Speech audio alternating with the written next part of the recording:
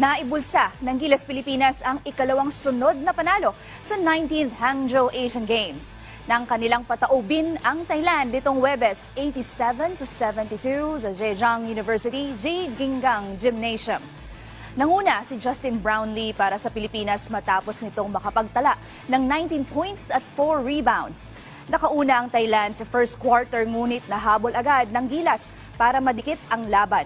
Pagdating ng third quarter, nagpakawala ng 27 points ang Pilipinas, dahilan kung kaya't lumobo ang lamang ng Gilas na umabot ng 21.